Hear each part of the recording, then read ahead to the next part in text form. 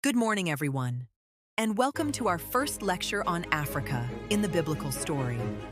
I want to begin by challenging a common assumption that the Bible is mainly a Middle Eastern story with Africa sitting somewhere at the edges. That is not the case. Africa is not peripheral to Scripture.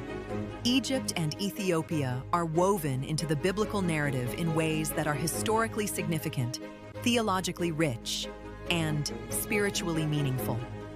This matters because how we imagine the biblical world shapes how we understand the Bible itself.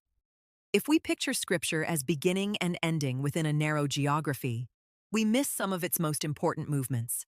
But when we read carefully, we begin to see that Africa is present in moments of famine and survival, bondage and liberation, danger and refuge, curiosity and conversion. In other words, Africa is part of the deep structure of the biblical story. Let us start with Egypt in the story of Joseph. Joseph is sold into slavery and taken into Egypt, but that is not where his story ends. Egypt becomes the place where he rises to power, where his gifts are recognized, and where he becomes instrumental in preserving life during famine. That alone should make us pause. The same land that receives Joseph as a slave later becomes the setting for his authority and his family's survival. Egypt is therefore not just a place of captivity, it is also a place of providence. That tension becomes even more important in the Exodus narrative. In Exodus, Egypt is the land of bondage, the place from which God delivers Israel through Moses. This event becomes one of the defining moments in the history of God's people. Israel does not simply remember Egypt as a foreign land. It remembers Egypt as the place where suffering gave way to divine rescue. The Exodus is not just a liberation story. It is the story that shapes Israel's identity, its theology, and its memory of God as a deliverer. Now, if we are honest, the historical questions around these texts are real. Scholars continue to debate the extent to which the Hebrews lived in Egypt in the way the biblical accounts describe.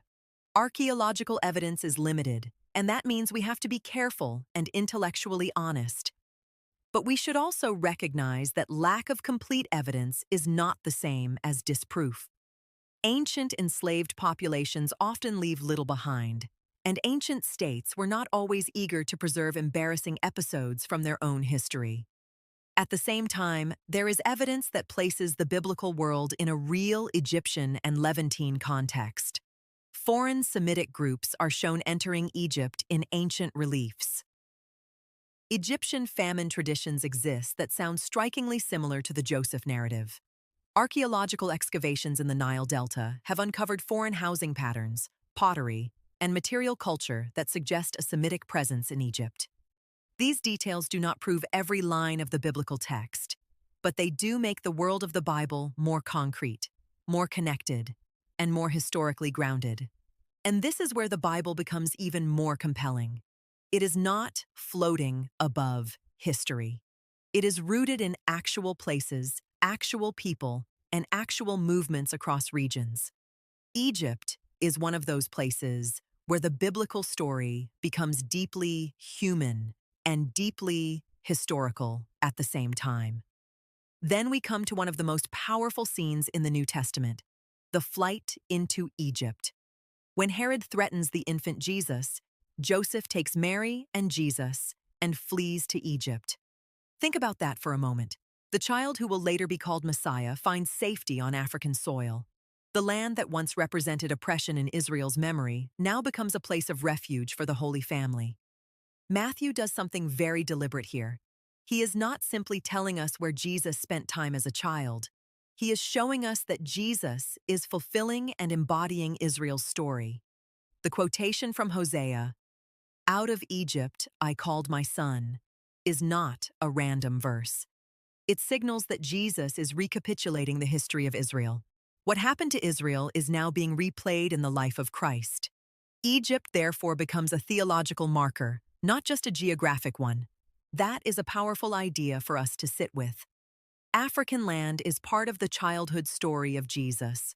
That means Africa is not merely present in biblical history, it is present in the life of Christ himself.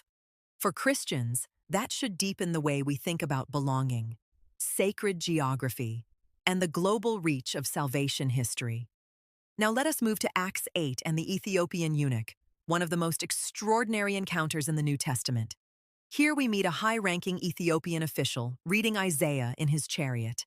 He is educated, powerful, and spiritually searching. He is not waiting passively for meaning. He is already engaged with Scripture. That detail matters. The text presents him as someone who is seeking understanding before Philip ever arrives. Philip joins him, explains the passage, and leads him to baptism. This is a remarkable scene because it shows the gospel moving beyond Jerusalem and beyond ethnic boundaries. It also shows an African figure at the center of a profound spiritual moment. The eunuch is not simply a recipient of Christianity from the margins. He is a significant participant in the earliest expansion of the Christian message.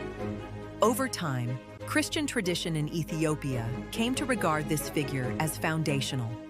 That tradition reminds us that Acts 8 was not only a story of individual conversion, it became part of a much larger memory of African Christian identity. Ethiopia's long Christian heritage has often seen this passage as one of its spiritual beginnings.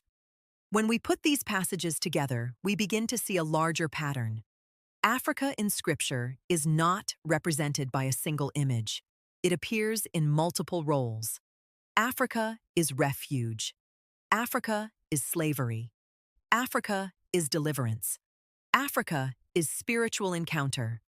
That complexity matters because it prevents us from flattening the biblical story into a single theme or a single geography. This is why this course is worth taking seriously. We are not simply collecting interesting references to Egypt or Ethiopia. We are learning how to read the Bible with greater historical depth and theological sensitivity. We are asking better questions about sacred geography, ancient identity, and the movement of God's purposes across nations and continents. So here is the invitation. If this first lecture has changed the way you think about the biblical world, the next lecture will take you even deeper. We will move beyond the broad overview and examine how these African connections were remembered, interpreted, and debated in later Christian history. We will also look more closely at the historical evidence, the theological interpretations, and the lasting influence of these texts on African Christian identity. In the next lecture, you will not just hear about Africa in the Bible. You will begin to understand how Africa shaped biblical memory, and how biblical memory, in turn, helped shape Africa's Christian story. That is where the course becomes even more exciting. So stay with us, because the next lecture will take what we have begun here and open it into a much wider conversation about history, faith, and interpretation.